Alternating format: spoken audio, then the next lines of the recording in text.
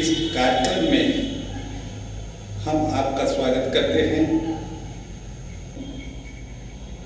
हम वीडियो की छोटी छोटी क्लिप्स आपको लगातार देते रहेंगे जो आपकी समस्याओं को दूर करने, समस्याओं को और दोबारा आने से रोकने तथा चेतना को अत्यधिक ग्रहणशील बनाने में सहयोग करेगी। यह कार्यक्रम समाज कल्याण के लिए योग सेवा केंद्र की तरफ से प्रस्तुत किया जा रहा है। आप स्वयं अपनी समस्याओं का कारण खोज पाएंगे तथा उन्हें दूर कर सकेंगे। यदि आप अपनी समस्याओं को दूर नहीं कर पाते तो आप प्रत्यक्ष मुलाकात कर सकते हैं, टेलीफोन से बात कर सकते हैं अथवा ईमेल से खबरें लेन देन कर सकते हैं। ये कार्यक्रम निस्वार्थ भाव से आपकी सेवा के लिए प्रस्तुत किया जाएगा। कल हमारे आपके बीच में जो चर्चा हुई कि मन को कैसे नियंत्रित किया जाए, आपके सारी समस्याएं इसी मन के कारण से तैयार होती हैं। इन समस्याओं को निपटने के लिए, इन समस्याओं को धरारूप करने के लिए मन पर नियंत्रण पाना आवश्यक है। यहां आज के संदर्भ में हम आपको शरीर के अंदर रोगों को दूर करने की बात समझा रहे हैं। आप नहीं सोचना कि मैं कोई धर्म का पाठ पढ़ा रहा हूं अथवा आध्यात्म पढ़ा रहा हूं, बल्कि रोगों की जड़ कहां छुपी हुई है इस बात को समझो। डॉक्टर लोग देखेंगे, कहेंगे इन्फेक्शन हो गया, इसमें कीड़े पड़ गए, कैंसर हो गया, अब ये आदमी मरेगा। बड़ी मजे की बात है। हम ऐसा नहीं कहते, हम ये कहते इसका दिमाग खराब हो गया। क्यों? इसके मन में संक्रामक रोग पहुंच गया। संक्रामक रोग से कहते हैं जो छुआछूत से फैलता है। जिसका मन विकृत हो जाए उसे कौन संभाल सकेगा? उसके शरीर में खुजली होती रहेगी, कुछ न कुछ उल्टा सीधा काम करते रहेगा, शरीर को हिलाते रहेगा, सो नहीं सकता। जो कोई नहीं करेगा वही वो करेगा। क्यों? उसका मन विकृत है। ड्राइवर ने दारू पी लिया है, गाड़ी कहीं भी एक्सीडेंट हो सकती है। इसलिए ड्राइवर रूपी मन को नियंत्रण में लाने के लिए जो शरीर के अंदर रोगों को उत्पन्न करता है, ये कैंसर बाहर का कोई कीटाणु आपके अंदर पैदा होता है ऐसा नहीं है। कैंसर के कीटाणु बाहर से नहीं आता। आज तक अमेरिका लगा हुआ है कि कैंसर का कीटाणु खोजे, 20 बरस से खोज नहीं पाया। लेकिन ऋषि मुनि सन्यासी एक जमाना से खोज कर लिख गए, ये मन से पैदा होता है। मन से कैसे पैदा होगा भाई? तो मन में उतनी शक्ति है जो सारे ब्रह्मांड को, सारे विश्व की रचना कर सकता है। वो कैंसर का डिजीज पैदा नहीं कर सकता? कर सकता है। तुम उस डाटा को फीड करते हो माइंड में। हमारे पास लोग आते हैं, हम कहते हैं भाई ये चाय पी लो। स्वामी जी चाय पी लूंगा तो एसिडिटी हो जाएगी। ये डाटा एसिडिटी का फीड किया हुआ है। जैसे वो चाय पिएगा उसको एसिडिटी होगी। कंप्यूटर में सीडी से डाटा फीड कर दिया गया है, डॉक्टर के द्वारा, माता पिता के द्वारा, समाज के द्वारा, पुस्तकों के द्वारा। इसलिए वही होगा जो डाटा फीड किया है। आप ये डाटा कहीं फीड मत कराओ। ये डाटा अगर फीड हो गया तो बेसमय मारे जाओगे। किसी ज्योतिषाचार्य से पूछो, महाराज आपकी उम्र तो 45 वर्ष है, माइंड में डाटा फीड हो गया, जैसे 44 साल 10 महीना आएगा, आपके माइंड में आएगा मेरा जीवन तो 2 ही साल बचा, 2 महीना, अब मैं मृत्यु को प्राप्त होऊंगा। पूरा शरीर तैयारी करता है कि 2 महीने में जल्दी से ड्रॉप डाउन, क्योंकि तुम्हें मरना है। और वो ठीक 45 साल में मर जाता है। मेरे पास एक बहुत अच्छा उदाहरण है, अपने जीवन का अनुभव कह रहा हूं, किसी किताब की कहानी नहीं। उड़ीसा में मैं क्लास ले रहा था, वहां एक इंजीनियर हमारी सेवा में लगा रहा। मैं PWD के गेस्ट हाउस में ठहरा था। वो गाड़ी लेके प्रतिदिन क्लास में ले आना, मेरे लिए भोजन ले आना लगा रहा। 3 दिन के बाद मैंने पूछा, भाई तुम मेरी सेवा में क्यों लगे हो?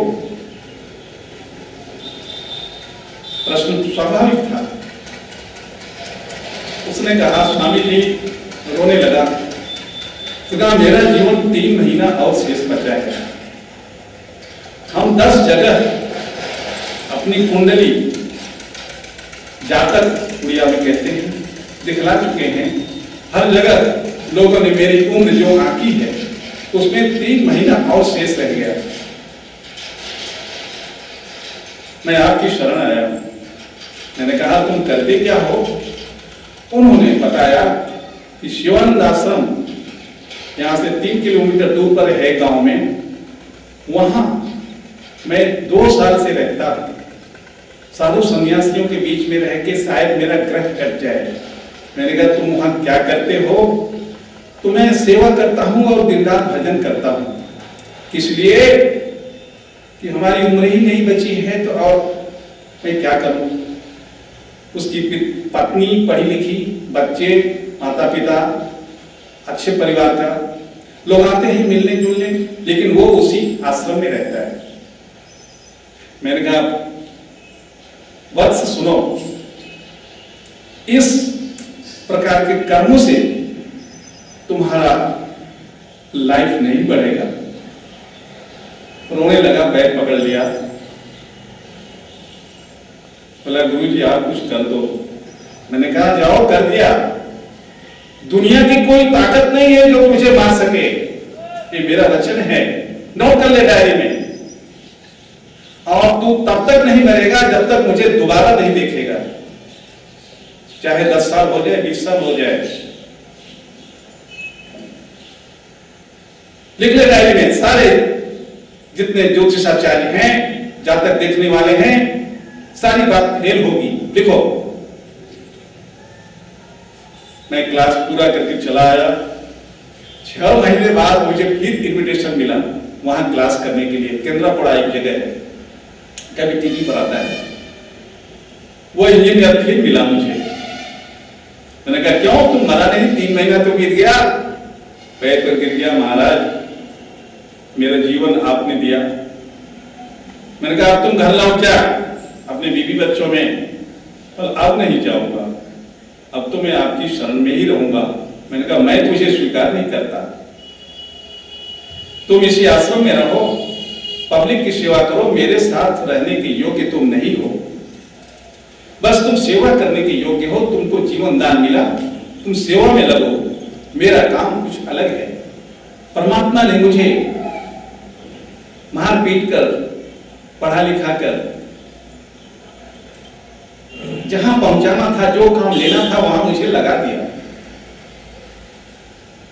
हमने उसकी वाणी, उसके निर्देश को माना, समझा, जो वो चाहता है वो कराता है।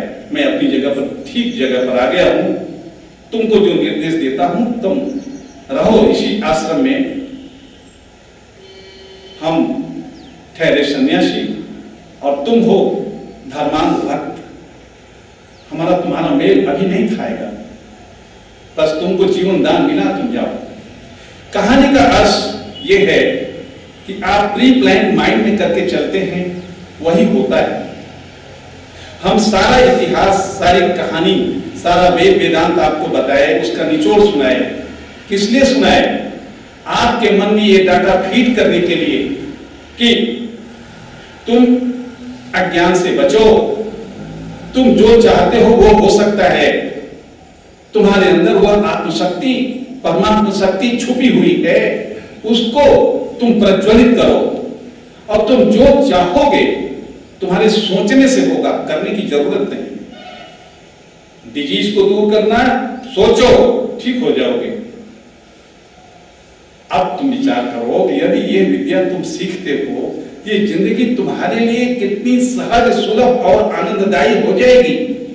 कभी डॉक्टर के दरवाजे नहीं जाना पड़ेगा, कभी तुम अस्वस्थ नहीं रहोगे। लेकिन यह भौतिक शरीर, इसके कुछ नीति नियम अलग है। पहला नीति नियम यह जानो कि माइंड से डाटा फीड मत करो कि मैं रोगी हूं या रोगी रहूंगा।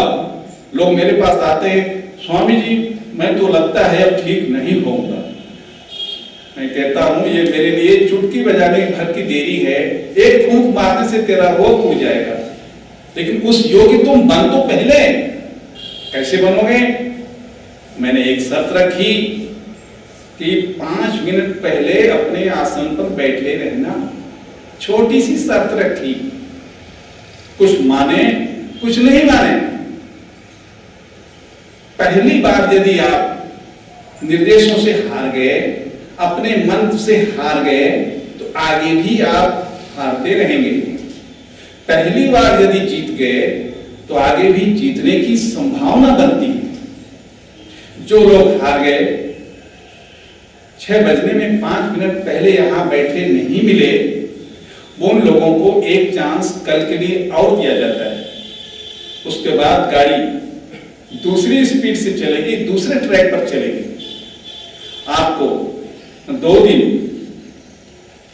मैं उस मन के विषय में बताया जिस मन के द्वारा शरीर में रोग पैदा होता है, जिस मन की जड़ें इतनी गहराई से बैठ जाती है कि वो काटने से कटती नहीं। यही मन आत्मोद्धार करता है, परमात्मा दर्शन कराता है, रोग पैदा करता है, सुख और दुख उत्पन्न करता है। उस मन पर नियंत्रण पाने की कला बड़ी कठिन है। ऋषि मुनियों को घर छोड़ना पड़ा, जंगल में जाकर के कितना दिन वास करते, साधना करते। वो साधना हम आपको नहीं सिखाएंगे। आप उस साधना को सीख करके धीरे धीरे भवसागर पार हो जाएंगे। आज का कार्यक्रम यहीं तक। हम अगले कार्यक्रम में आपसे दोबारा मिल सकेंगे। हरिओम तत्सत।